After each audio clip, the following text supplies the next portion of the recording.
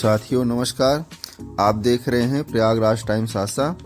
उत्तर प्रदेश की आशाओं को बिहार की आशा बहनों से कुछ सीखना चाहिए, क्योंकि सरकार सब कुछ ठेके पर देने जा रही है। आइए सुनते हैं उत्तर प्रदेश आशा वर्कर के प्रदेश सचिव अनिल कुमार वर्मा जी। तमाम जो समस्याएं हैं, आपकी समस्याओं पे कोई बात करने वाला नहीं है। बिहार की हमारी आशा बहनों ने पूरे 31 दिन का एक हड़ताल संचालित किया और इस बात को सरकार से मनवाया कि आशा बहनों को मानदेय मिलेगा। ये लड़ाई आपकी जो चालू हुई है, ये निश्चित रूप से कुछ दिनों में हल होने वाली नहीं। ये लंबी लड़ाई है। ये सरकारें महिला श्रम को श्रम ही नहीं मानती। आशा बहू जैसे ही आपको कहा जाता है, तो जिस तरह से हमारे देश में परंपरा है, बहुओं को बिना कुछ मेहनताना दिए घरों से लेकर बाहर तक के सारे काम करवाना, उस श्रेणी में डाल देते हैं। जब आप निकल के अपने को कहेंगे कि हम कर्मचारी हैं और कर्मचारी होने के नाते तुमसे तो दो हाथ करके हम अपने अधिकारों को लेंगे, तब आपके अधिकार मिलेंगे, जिसको बिहार की हमारी बहनों ने करके दिखाया है। हम उत्तर प्रदेश में भी इस बात को कहने आए हैं कि हमारी बहनों को लड़ना होगा और आशा बहनों को आशा बहू नहीं, आशा बहन ही रहना है और आशा बहन नहीं, इस सरकार की कर्मचारी बनना है। इसकी लड़ाई और इसका संघर्ष करना है। इसके लिए सम्मेलन आज हम कर रहे हैं कि सारी हमारी आशा बहनें इस तैयारी के साथ अपनी लड़ाई को जारी करें, अपने संगठन को मजबूत करें और संगठन की सदस्य बने। जिस बात को हमारी रेखा बहन जी ने किया है कि सभी हमारी बहनों को इस संगठन का सदस्य बनना है। और पहली बार ट्रेड यूनियन एक्ट में हम लोगों ने कुछ मांगों को सूचीबद्ध करके करना शुरू किया और कई सवालों को आपके बीच में हम लोगों ने हल कराए हैं।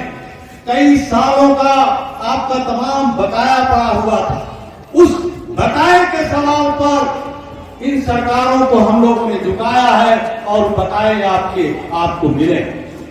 अभी फरवरी के महीने में आपका 3 दिन का लखनऊ के अंदर जो धरना था, उस धरने में एक वार्ता हुई एनएचएम की डायरेक्टर के साथ, जिस पर साफ तौर पे बात हुआ था कि आधार आईडी से लेकर वो तमाम काम जो हमारे जिनका हमको जो है मेहनताना नहीं मिलता, जिनका कोई मेहनताना तय नहीं है, ऐसे किसी काम को आशा बहनें नहीं करेंगी। और अगर इस तरह के दुगलती फरमान आपके अधिकारी देते हैं तो उन अधिकारियों को मुंहतोड़ जवाब आप देंगी। इस बात की बात भी हुई थी वहां पर। इसके अलावा कई बकाये जो आपके थे, लगभग एक आशा वर्कर्स का 50-50 हजार रुपया बकाया है, जिस पर एनएचएम की डायरेक्टर ने कहा था कि हम उसको देंगे, लेकिन मार्च से लेकर अब तक इतना समय बीत गया और बकाये आपको नहीं मिले। आपके लखनऊ की सड़कों पर उतरेंगे और जो है हम फिर से एनएचएम के डायरेक्टर से लेके सरकार से दोनों हाथ करने की बात करेंगे कि तुम अगर हमारी मांगों को नहीं सुनते। पिछली बार 25,000 आशाएं जुटी थी लखनऊ की सड़कों पर, इस बार हमने नारा दिया है कि हमारी 1 लाख बहनें लखनऊ की सड़कों पे उतरेगी और मोदी और योगी की सरकार से दोनों हाथ करने का काम करेंगी। आज जो भी बहनें आई हैं, जिस तरह के पूरे हालात हैं, तमाम मजदूरों और कर्मचारी, इन सरकारों ने पूरा मोर्चा खोल रखा, कोई चीज देने को तैयार नहीं है। अभी श्रम कानूनों में इन्होंने बदलाव कर दिया है। 44 श्रम कानून जो थे उनको 4 कोडों में तब्दील किया है और कहा है कि अब कोई परमानेंट नौकरियां नहीं होंगी, सब जगह पर संविदा पर आउटसोर्सिंग पर लोग होंगे। इवन आपकी मिलिट्री से लेकर पुलिस से लेकर तमाम वो जो सेवाएं हैं उनको अग्निवीर और क्या क्या नाम दे करके वो तमाम इस तरह के नाम दे करके तमाम परमानेंट नौकरियों को ये खत्म करने जा रहे हैं। मिलिट्री में इन्होंने लागू कर दिया, डॉक्टर ठेके पे भर्ती होंगे, मास्टर ठेके पे भर्ती होंगे, पुलिस ठेके पे भर्ती होगी, मिलिट्री ठेके पर होगी। इस तरह की पूरे कानून में लेके आ रहे हैं। इन कानूनों के खिलाफ भी हम लोग लड़ रहे हैं।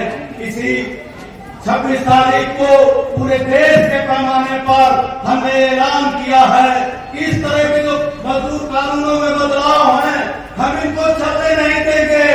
सब जगह परमानेंट नौकरियां तुम्हें देनी होंगी, परमानेंट नौकरी की लड़ाई होगी, चाहे वो मिलिट्री हो, चाहे डॉक्टर हो, चाहे पुलिस हो, चाहे मास्टर हो। वहां एक ठेका आउटसोर्सिंग हम बर्दाश्त नहीं करेंगे, इसके खिलाफ हम लड़ेंगे। जिस तरह का माहौल सरकारों ने बना रखा है कर्मचारियों के खिलाफ, अभी आपने देखा तमाम जो प्राइवेट लोग थे जब कोरोना था तो प्राइवेट जो कोई काम नहीं कर रहा था, सबसे आगे बढ़कर हमारी आशा बहनें काम कर रही। तमाम वो सरकारी कर्मचारी जो परमानेंट थे वो ड्यूटी पर थे, अस्पताल खुले थे, सरकारी दफ्तर खुले थे, लेकिन प्राइवेट सब कुछ बंद था और डर का ऐसा माहौल था कि कोई घरों से निकल नहीं रहा था। आशा बहनों को विश्व स्वास्थ्य संगठन ने कहा कि वो कोरोना वॉरियर्स हैं, कोरोना की योद्धा हैं और सबसे ज्यादा सेवा कोरोना काल में अगर किसी ने दिया तो आशा बहनें। लेकिन आशा बहनों का अभी भी पता चल रहा है कि जो 19 महीने कोरोना का काल था उसका पैसा आधा अधूरा देख के बाकी का पैसा इन्होंने दबा रखा है। उसको उस पैसे को निकालने की भी लड़ाई है कि उस पैसे को हमें निकालना है। इनके हलक पे उंगली डाल के उस पैसे को निकालना है, इसकी भी लड़ाई है। इसलिए बहनों आज हमें कहने आए हैं इस लड़ाई की तैयारी आपको करना है और लड़ेंगे, जीतेंगे। इंकलाब जिंदाबाद।